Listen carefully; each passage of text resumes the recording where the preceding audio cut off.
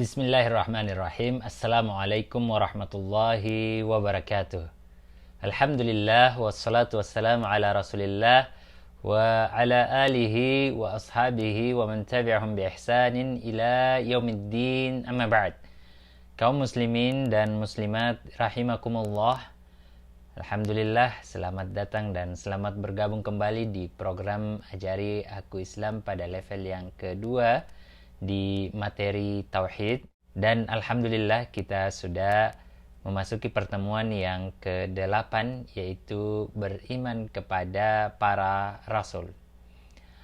Beriman kepada para Rasul-Rasul Allah Subhanahu wa Ta'ala memiliki arti bahwa membenarkan dengan pasti, ya, mengucapkan dengan lisan dan meyakini dengan hati serta mengamalkan dengan anggota tubuh bahwasanya Allah Subhanahu wa Ta'ala yang mengutus para rasul kepada setiap umat, yang mengajak mereka untuk beribadah kepada Allah Subhanahu wa Ta'ala semata, serta tidak ada sekutu baginya, dan mengingkari penyembahan kepada selain Allah Subhanahu wa Ta'ala.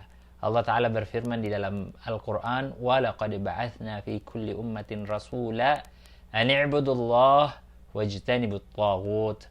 Dan sesungguhnya kami telah mengutus Rasul pada setiap umat, pada tiap-tiap umat, untuk menyerukan sembahlah Allah saja dan jauhilah tagut, yaitu sembahan-sembahan Allah Subhanahu wa Ta'ala itu. Dan bahwasanya para rasul itu adalah orang-orang yang benar dan orang-orang yang jujur.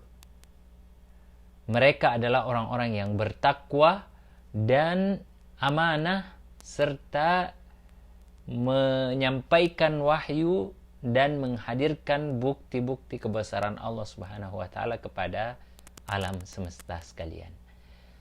Rusul itu adalah bentuk jamak dari rasul, yang berarti orang yang diutus untuk menyampaikan sesuatu.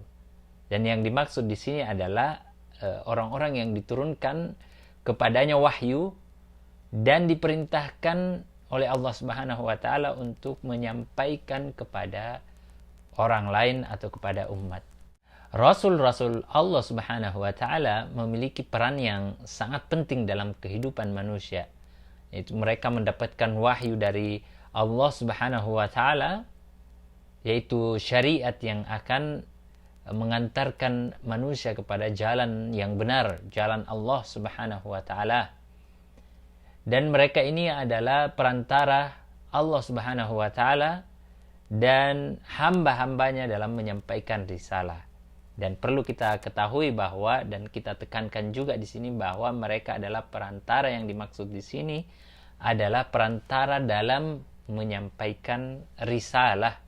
Risalah yang datang langsung dari Allah Subhanahu wa Ta'ala disampaikan oleh para rasul.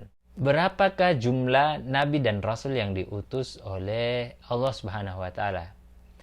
Di antara nabi dan rasul yang diutus oleh Allah Subhanahu wa Ta'ala ada yang disebutkan kisahnya di dalam Al-Quran. Namun banyak nabi dan rasul yang tidak disebutkan oleh Allah Subhanahu wa Ta'ala kisahnya. وَلَقَدْ أَرْسَلْنَا رُسُلًا مِنْ قَبْلِكَ مِنْهُمْ مَنْ قَصَصْنَا عَلَيْكَ وَمِنْهُمْ مَنْ لَمْ نَقْصُصْ عَلَيْكَ. Dan sesungguhnya telah kami utus beberapa orang rasul sebelum kamu. Di antara mereka ada yang kami ceritakan kepada kamu, dan di antara mereka ada pula yang kami tidak ceritakan kepada kamu. Jumlah nabi dan rasul sebenarnya sangat banyak sekali, karena Allah Subhanahu wa Ta'ala telah mengutus rasul kepada tiap-tiap umat. Sebagaimana ayat kita sebutkan tadi, وَلَقَدْ بَعَثْنَا فِي كُلِّ أُمَّةٍ رَسُولًا أَنِ اعْبُدُوا اللَّهَ وَاجْتَنِبُوا الطَّاغُوتَ.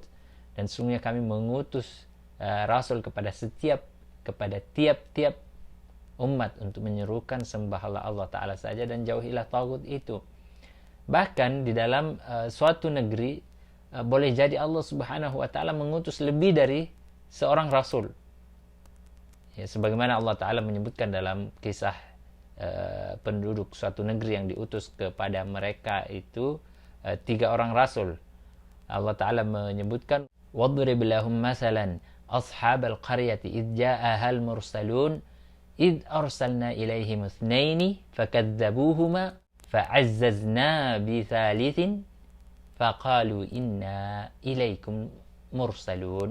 Dan buatlah bagi mereka satu perumpamaan, yaitu penduduk satu negeri ketika utusan-utusan atau rasul-rasul datang kepada mereka, yaitu kami mengutus kepada mereka 2 orang rasul, lalu mereka mendustakan keduanya, kemudian kami kuatkan dengan rasul yang ketiga. Maka ketiga utusan itu atau rasul itu berkata kepada mereka, sesungguhnya kami adalah orang-orang yang diutus kepadamu. Tentang jumlah dan nabi dan rasul, Abu Dzar Al-Ghifari radhiyallahu taala anhu pernah bertanya kepada Rasulullah sallallahu alaihi wasallam, "Ya Rasulullah, kam iddatul anbiya?" Qal 100,000 wa 24 alfa rusul min dzalika 315 jamman ghafira. Wahai Rasul, berapa jumlah para nabi seluruhnya? Rasul sallallahu alaihi wasallam bersabda, jumlah mereka seluruhnya 124,000 nabi, yang termasuk rasul di antara mereka adalah 315 orang. Jumlah yang sangat banyak. Dalam riwayat yang lain dari hadis Abu Umamah radhiyallahu taala anhu, diriwayatkan dalam hadis tersebut bahwa seseorang bertanya kepada Rasulullah sallallahu alaihi wasallam, "Wahai Rasulullah, apakah Adam seorang nabi?" Lalu beliau menjawab, "Ya, beliau seorang nabi yang diajak bicara oleh Allah Subhanahu wa taala." Dia bertanya, "Berapakah generasi antara Nabi Adam alaihissalam dan Nuh alaihissalam?" Beliau menjawab, 10 generasi. Lalu ditanyakan kembali kepada beliau, "Wahai Rasulullah sallallahu alaihi wasallam, berapakah jumlah rasul?" Beliau bersabda, 315. Rasul yang pertama adalah Nuh dan rasul yang terakhir adalah Nabi Muhammad sallallahu alaihi wasallam. Allah Subhanahu wa taala berfirman terkait dengan Nuh alaihi salam, "Inna auhayna ilaika kama auhayna ila Nuhin wan nabiyyin min ba'dih." Sesungguhnya kami telah memberikan wahyu kepadamu sebagaimana kami telah memberikan wahyu kepada Nuh dan nabi-nabi yang setelahnya. Disebutkan juga dalam kitab Sahih Bukhari sebuah hadis yang diriwayatkan oleh Anas bin Malik radhiyallahu taala anhu dalam hadis syafaat, atau disebut sebagai syafaatul uzma, syafaat terkhusus untuk Rasulullah sallallahu alaihi wasallam dan kemuliaan Nabi kita Muhammad sallallahu alaihi wasallam, bahwa sesungguhnya Nabi sallallahu alaihi wasallam menyebutkan sesungguhnya nanti manusia datang pada Nabi Adam alaihissalam di hari kiamat kelak untuk memberikan syafaat kepada mereka. Namun Nabi Adam alaihissalam menyampaikan uzurnya karena tidak mampu mengabulkan permintaan tersebut, seraya berkata, "Pergilah ke Nuh dan dialah rasul yang diutus Allah Subhanahu wa taala." Dan hingga akhir hadis ini adalah hadis yang panjang. Lalu kemudian Rasulullah SAW bersabda, "Aku kembali untuk keempat kalinya untuk memujinya dengan pujian tadi, dan aku pun bersujud di hadapan Allah Subhanahu wa taala." Disebutkan jawaban Allah Subhanahu wa taala, "Wahai Muhammad sallallahu alaihi wasallam, angkatlah kepalamu, permintaanmu akan didengar, mintalah engkau akan dikabulkan. Berilah syafaat, syafaatmu akan diperkenankan." Aku pun berkata, "Wahai Rabbku, izinkanlah aku memberikan syafaat kepada yang mengucapkan la ilaha illallah."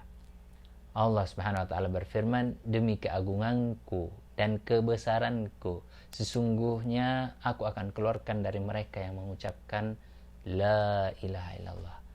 Ya Allah, semoga Allah taala menjadikan kita termasuk orang-orang yang mengucapkan la ilaha illallah dari lisan dan hati kita, serta dengan pengamalan anggota tubuh kita. Allah Subhanahu wa taala berfirman juga tentang Nabi Muhammad sallallahu alaihi wasallam, "Ma kana Muhammadin aba ahadin min rijalikum, walakin Rasulullah wa khataman nabiyyin, wa kana Allah bikulli syai'in alima." Muhammad itu sekali-kali bukanlah bapak dari seorang laki-laki di antara kamu, tetapi dia adalah Rasulullah dan penutup para nabi. Dan Allah Subhanahu wa taala Maha mengetahui segala sesuatu. Dan tidak pernah lepas dari umat, dari Rasul yang diutus oleh Allah Subhanahu wa taala dengan membawa syariat tersendiri, atau dari nabi yang diberi wahyu berupa syariat nabi sebelumnya untuk memperbaharui syariat tersebut. Dan sebagaimana telah kita sebutkan di pertemuan pembahasan tentang beriman kepada kitab-kitab Allah Subhanahu wa taala. Para rasul juga adalah manusia biasa seperti kita. Dari sifat-sifat manusia yang ada pada mereka ini, mereka itu tidak memiliki sifat-sifat rububiyah atau sifat mencipta, sifat mengatur alam semesta, sifat memberi rizki, sifat menguasai dan menurunkan hujan misalnya. Mereka tidak punya sifat ini. Mereka juga tidak memiliki sifat uluhiyah. Uluhiyah adalah sifat penyembahan, itu diberikan penyembahan kepadanya. Mereka adalah manusia biasa dalam hal ini. Mereka tidak berhak untuk disembah. Mereka hanyalah orang yang menyampaikan risalah dari Allah Subhanahu wa taala yang disembah, agar kita menyembah Allah taala semata-mata dengan sebenar-benarnya penyembahan. Mereka lah yang menyampaikan risalah tersebut. Allah Subhanahu wa taala menyebutkan juga bahwa Rasulullah sallallahu alaihi wasallam adalah penghulu para rasul dan paling tinggi kedudukannya di sisi Allah Subhanahu wa taala. Allah taala berfirman, "Qul la amliku li nafsi naf'a wa la dharra illa ma syaa Allah, walau kuntu a'lamul ghaiba lastakthartu minal khairi wa ma massani as-su'. In ana illa nadhiru wa bashir liqaumi yu'minun." Katakanlah, aku tidak berkuasa untuk memberikan kemanfaatan bagi diriku dan tidak pula menolak kemudaratan kecuali yang dikehendaki Allah.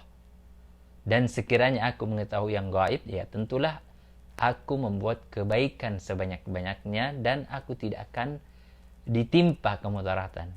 Aku tidak lain hanyalah pemberi peringatan dan pembawa berita gembira bagi orang-orang yang beriman. Ini Allah Subhanahu wa taala sebutkan dalam surah Al-A'raf di ayat yang 188. Dan rasul yang diutus oleh Allah Subhanahu wa taala memiliki sifat sebagaimana layaknya manusia. Mereka juga terjangkit penyakit, meninggal dunia, memerlukan makanan, minuman, dan menyambung hidup dan yang lainnya. Allah Ta'ala berfirman dalam Al-Quran surah Asy-Syu'ara di ayat yang ke-79 sampai ke-81 menceritakan tentang Nabi Ibrahim alaihissalam dalam memberikan gambaran mengenai sifat-sifat Allah Subhanahu wa Ta'ala. Walladzi huwa yut'imuni wa yasqin, dan Tuhanku yang dia memberi makan dan minuman kepadaku. Wa idza maridtu fahuwa yashfin, dan apabila aku sakit dialah yang menyembuhkan aku. Walladzi yumituni summa yuhyin, dan yang akan mematikan aku kemudian menghidupkan aku kembali. Para rasul adalah manusia yang paling sempurna dan menghambakan diri dalam beribadah kepada Allah Subhanahu wa taala. Allah Subhanahu wa taala menyanjung mereka sebagaimana disebutkan dalam Al-Qur'an tentang Nabi Nuh alaihissalam, innahu kana 'abdan syakura. Sesungguhnya dia adalah hamba yang paling banyak bersyukur.